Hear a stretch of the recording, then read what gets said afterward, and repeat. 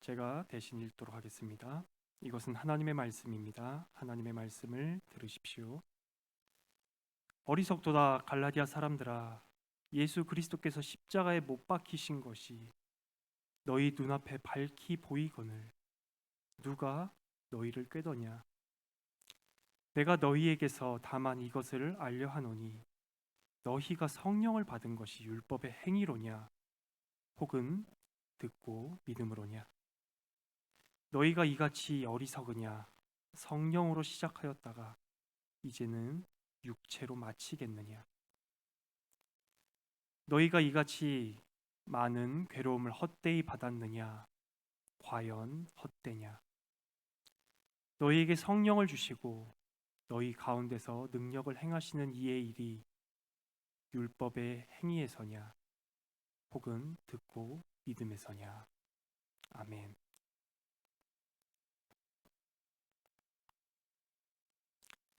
네, 바울은 갈라디아서 1장과 2절에서 많은 부분을 할애하면서 자신의 사도적 임무와 또한 자신의 사도적 신적 기원에 대해서 많이 말을 했습니다.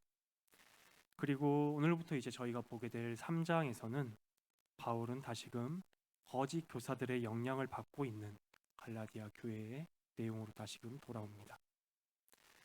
갈라디아 교회들은 바울이 전한 신실한 복음에 더하여 율법으로 혹은 행위로 더해야 구원을 받아야 한다고 미혹을 당했습니다.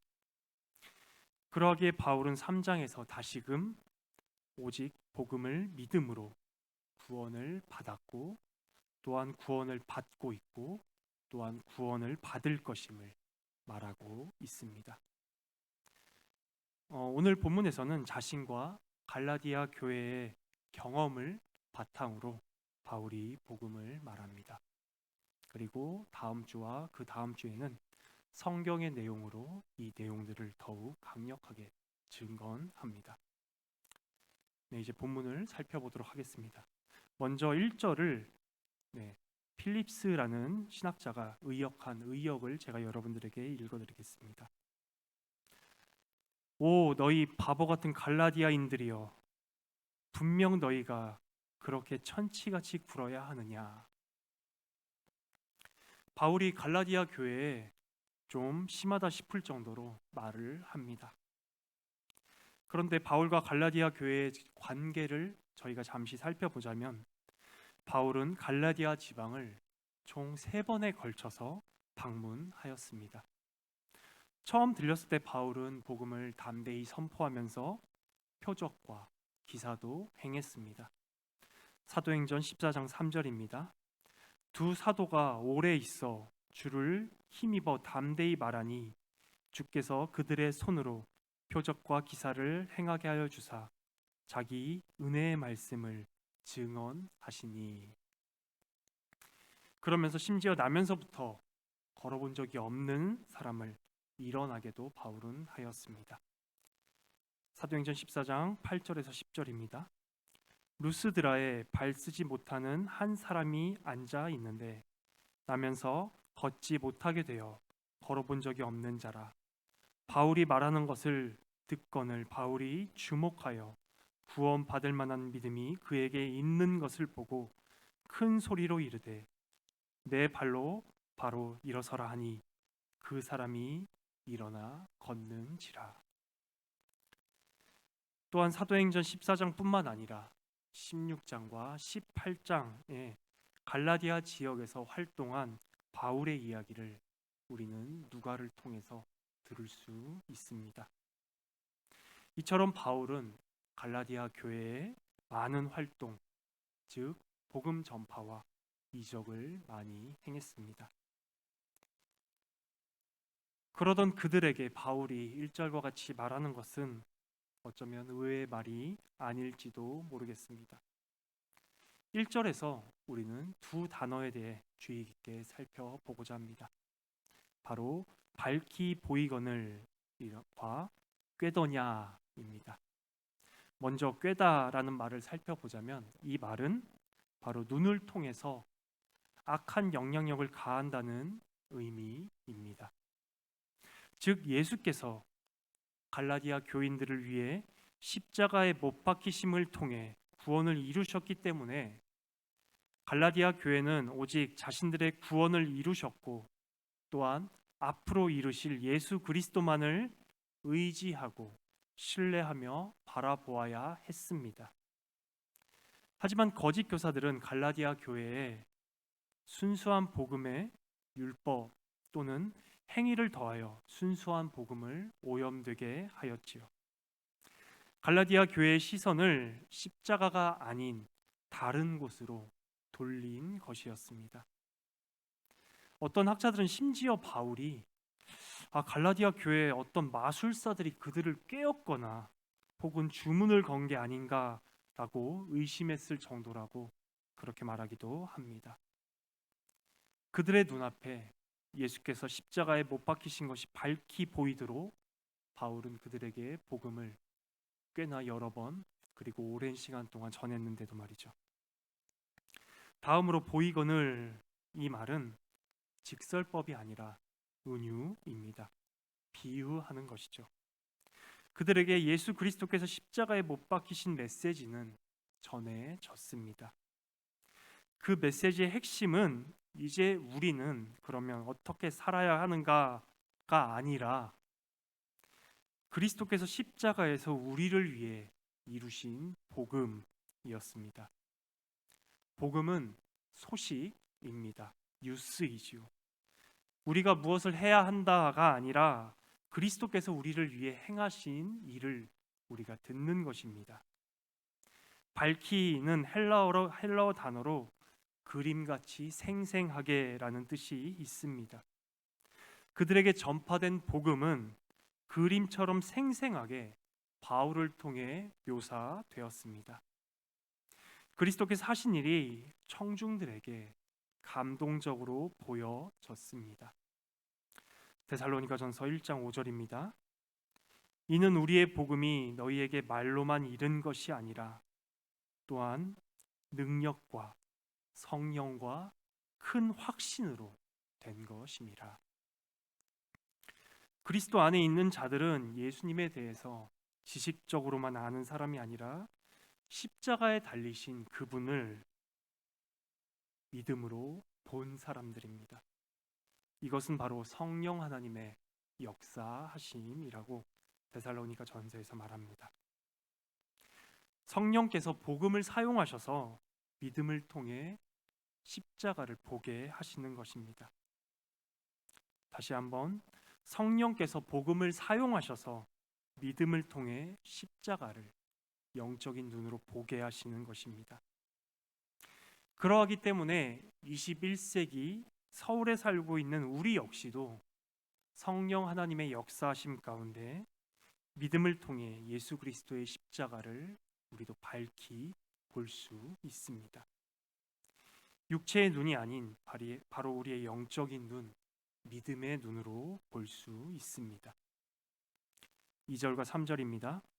내가 너희에게서 다만 이것을 알려 하노니 너희가 성령을 받은 것이 율법의 행위로냐 혹은 듣고 믿음으로냐 너희가 이같이 어리석으냐 성령으로 시작하였다가 이제는 육체로 마치겠느냐. 2절과 3절은 서로 대꾸를 이룹니다. 대구라는 것은 어조가 비슷한 문구를 나란히 두어서 문장의 변화와 안정감을 주는 그러한 표현 방법입니다. 2절에서 율법의 행위 그리고 3절에서는 육체라고 표현하였습니다. 반면에 2절에서는 듣고 믿음이라고 하였고 3절에서는 성령이라고 표현합니다. 즉 율법의 행위와 육체를 묶었고 듣고 믿음 그리고 성령을 묶어서 이 둘을 바울은 서조 대조하고 있습니다. 우리의 삶을 예로 들어서 제가 말씀을 드리도록 하겠습니다. 우리 모두는 자기 자신의 완성을 향해 스스로 나아가는 그런 존재들입니다. 자신의 노력을 바탕으로 목표를 향해 달려갑니다. 보통 일반적으로 남자들은 자신의 삶에서 직업을 통해 무언가를 이루려고 합니다. 직장에서 성공을 목표로 두고 열심히 스스로 노력하고 일해서 성과를 내고 승진하고 원하는 직위에 오르기도 하죠. 또한 일반적으로 보통의 주부들은 자녀의 성공을 자신의 목표로 설정들을 하곤 합니다. 그래서 자녀가 학교에서 좋은 성적을 받는다거나 혹은 좋은 대학에 간다거나 혹은 좋은 사람을 만나 결혼하는 것을 주부들은 자신의 목표로 정하기도 합니다. 이처럼 모든 사람들은 각자의 삶에서 어떤 목표와 목적을 향해 노력하고 또한 성취하면서 나아갑니다. 여기서 중요한 것은 바로 스스로라는 말입니다. 하지만 바울은 그리스도인이 된 후에는 목표를 향해 달려갈 때도 또한 믿는 대상이 바뀌게 된다고 그렇게 말하고 있습니다. 그리스도인들은 더 이상 스스로 할 수 있다고 믿지 않고 구주이시고 우리의 주님이신, 즉 주인이신 예수 그리스도를 믿으며 노력하게 된다고 말합니다. 갈라디아 교인들은 그림처럼 생생하게 그리스도의 복음을 믿는 결과로 성령을 받았습니다. 그리스도로 말미암아 오직 은혜로 받은 구원을 믿으면 성령께서 우리의 삶 속에 들어오심을 바울은 말하고 있습니다. 2절에서 바울은 또한 회심 혹은 거듭남에 대해서도 말하고 있습니다. 거듭남이란 무엇인가요? 바로 다시 태어나는 것입니다. 성령으로 다시 태어나는 것입니다. 그러면서 3절에서는 이렇게 말합니다. 성령으로 시작하였다가 이제는 육체로 마치겠느냐? 바울은 또 성화에 대해서도 말하고 있습니다.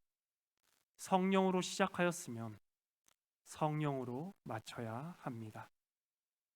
그리스도인들이 구원에 이르는 믿음을 가진 후에도 자신의 행위를 의지하지 않고 오직 예수 그리스도만을 의지하고 신뢰하고 믿을 때 성령 하나님께서는 역사하신다고 바울은 말하는 것입니다. 바울은 성령 하나님과 복음을 뗄래야 뗄 수 없게 그렇게 연결을 합니다. 우리의 삶에서 복음을 적용하며 실천하려고 할 때 성령 하나님께서도 역사하십니다. 이에 대해 한 목사님께서는 이렇게 말씀하셨습니다. 그리스도인들은 생각하기를 구원은 복음으로 받지만 성장하려면 성경의 원리들을 삶의 전반에 적용해야 한다고 여깁니다. 하지만 사실 그리스도인들은 복음으로 구원을 받을 뿐만 아니라 복음을 삶의 전반에 적용하여 성장합니다 라고 말했습니다. 또한 존 스토트라는 신학자는 이렇게 말했습니다. 율법은 이것을 하라고 말합니다. 하지만 복음은 그리스도께서 이것을 모두 다 하셨다라고 말합니다. 율법은 인간의 성취의 행위를 요구합니다. 하지만 복음은 그리스도께서 이루신 성취에 대한 믿음을 요구합니다. 다시 한번, 복음은 그리스도께서 이루신 성취에 대한 믿음을 요구합니다. 이것은 우리가 회심할 때, 즉 처음으로 회개하고 예수님을 믿을 때 그때만 적용되는 것이 아닙니다. 그리스도인의 삶의 전반에 걸쳐서 우리는 계속 복음을 듣고 그 복음을 믿음으로써 성화되어 간다고 바울은 말하는 것입니다.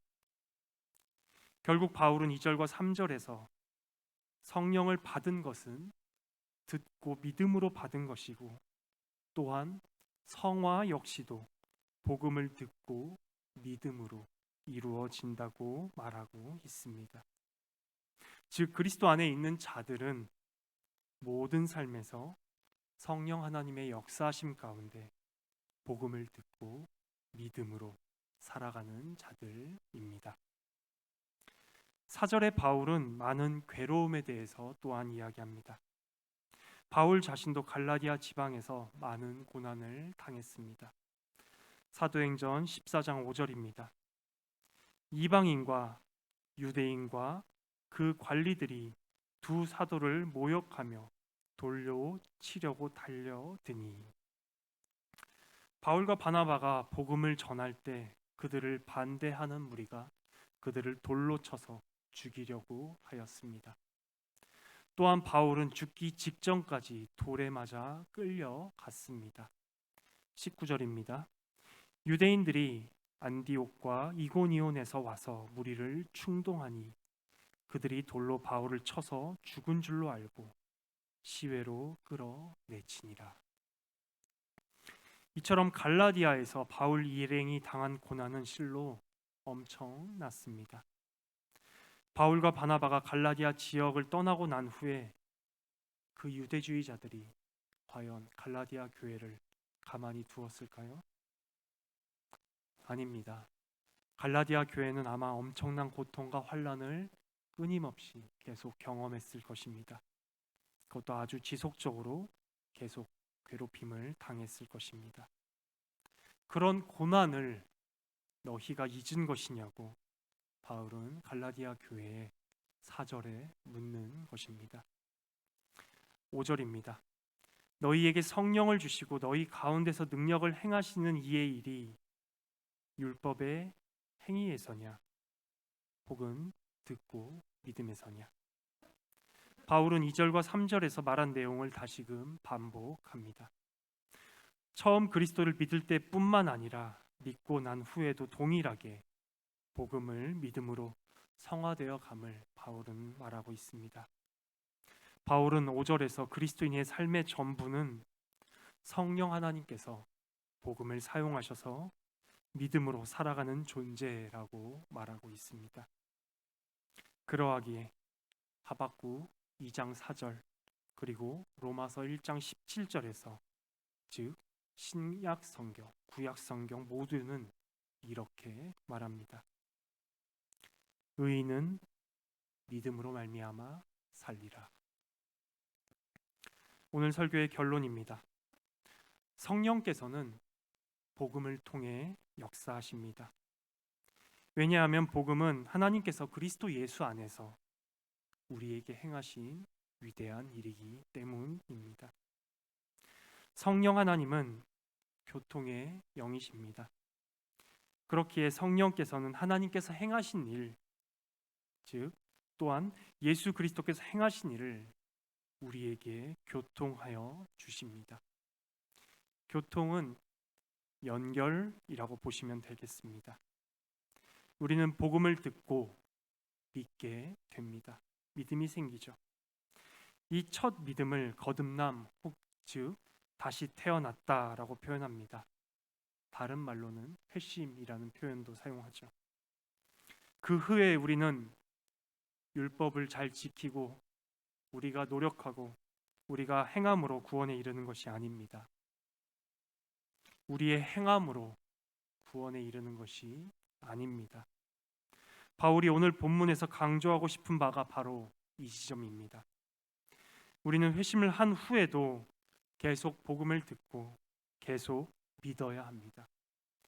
우리는 이 믿음을 통해서 점점 성화되어 갑니다. 또한 믿음의 결과로 우리는 행함도 하게 됩니다. 제가 예를 들어드리겠습니다. 예수께서 행하신 일을 우리가 계속 듣다 보면 우리는 어느새 서서히 복음에 젖어가게 됩니다. 복음이 우리의 마음 가운데 점점 스며들게 되죠. 예수께서 행하신 일이 십자가만이 아닙니다.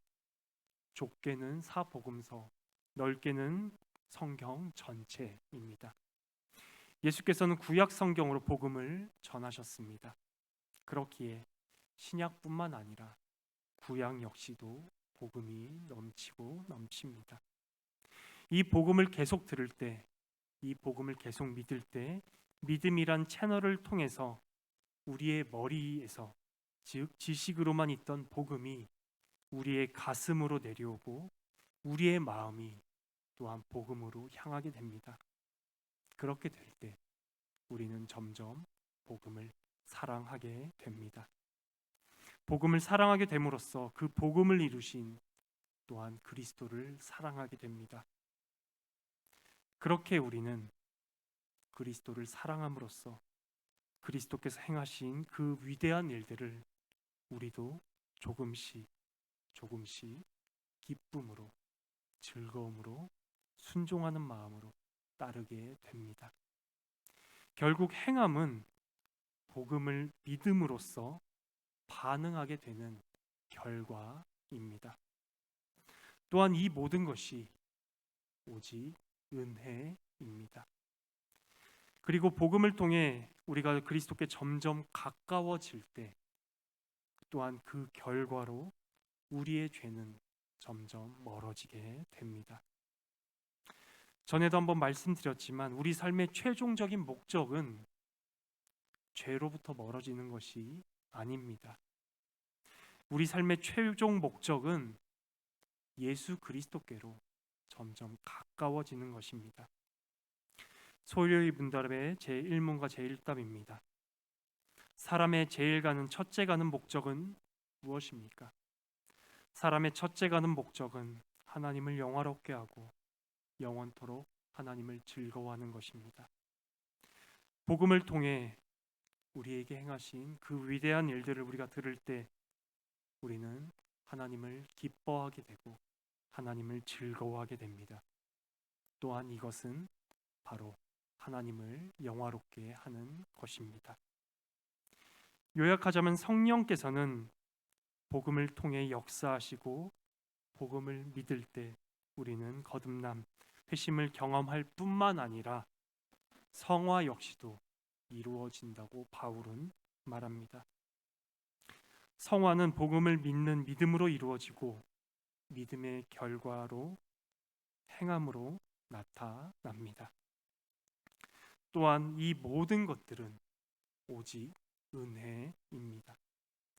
그래서 신자는 태어나면서부터 죽을 때까지 구원의 전 과정 가운데 계속 복음을 들어야 하고 복음을 믿어야 합니다. 구원은 결코 단회적이 아니고 믿음도 단회적이 아니며 이 모든 과정 가운데 우리의 공로는 없습니다. 물론 성경에서 구원을 단회적으로 일시적으로 표현한 표현도 있습니다. 그때의 그 구원은 여러분들이 회심 혹은 거듭남으로 이해하시면 되겠습니다. 제가 갈라디아서 강해를 마치면 그 다음으로는 이제 야고보서를 생각하고 있습니다.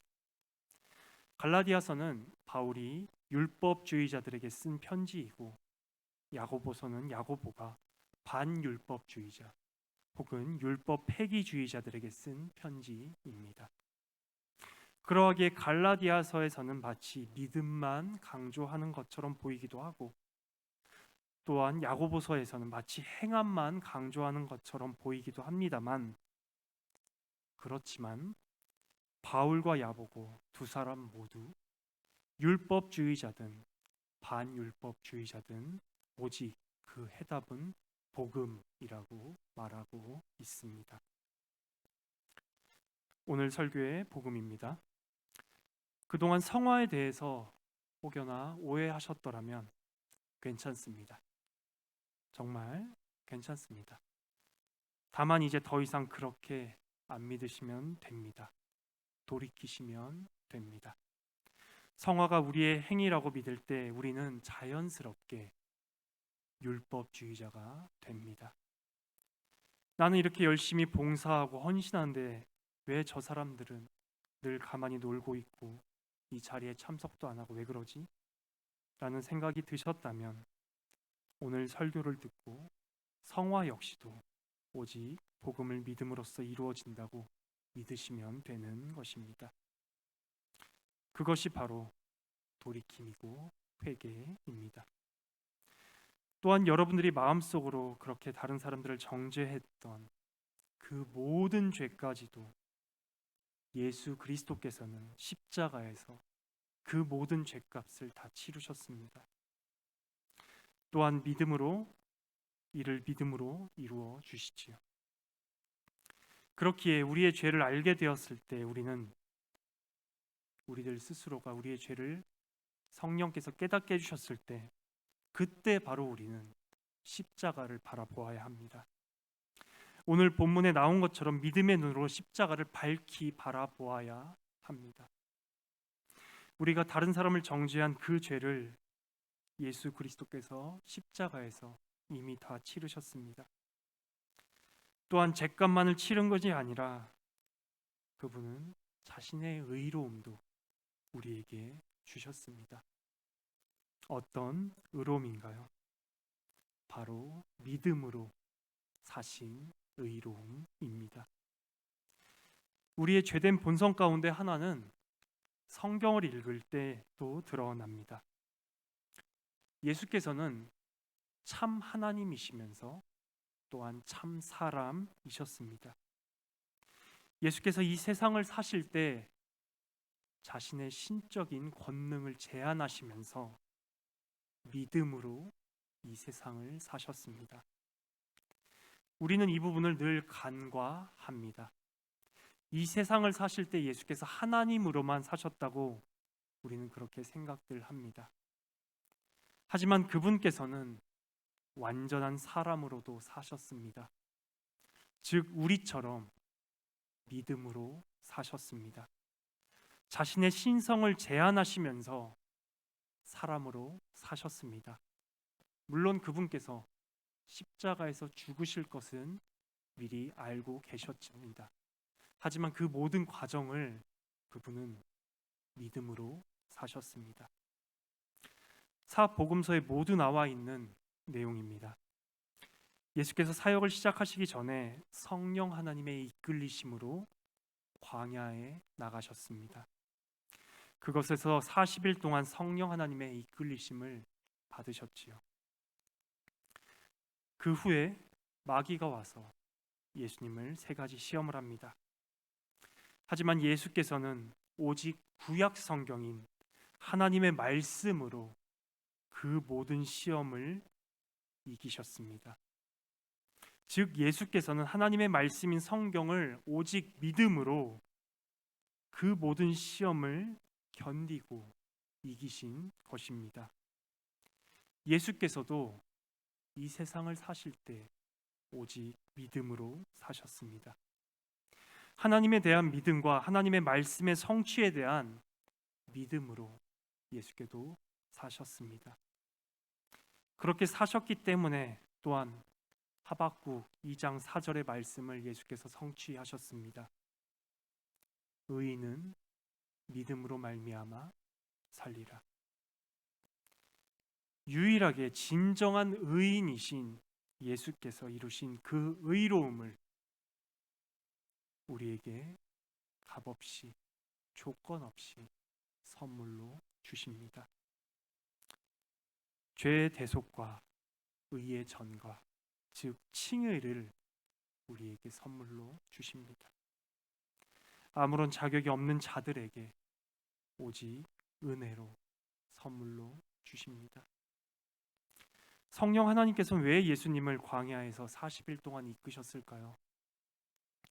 바로 출애굽하며 광야에서 40년 동안 이스라엘 백성들을 이끌었지만 결국 실패한 모세를 생각나게 하시기 위해서였습니다. 모세는 하나님에 대한 불신 때문에 이스라엘 백성들을 이끌고 약속의 땅인 가나안 땅 안으로 들어가는 것을 실패하였습니다. 하지만 우리의 유일한 중보이신 예수께서는 전적인 믿음으로 모든 시험을 다 이기셨고 우리 모두를 진정한 약속의 땅인 천국으로 이끄실 분이십니다. 그 그리스도께서 죄인인 저를 포함해 우리 모두를 부르십니다. 그리스도께로 오십시오. 수고하고 무거운 짐진 자들아 다 내게로 오라. 내가 너희를 쉬게 하리라. 그리스도 안에서 이 풍성한 예수 그리스도의 믿음을 누리는 우리 낙현교회가 되기를 진심으로 소망합니다.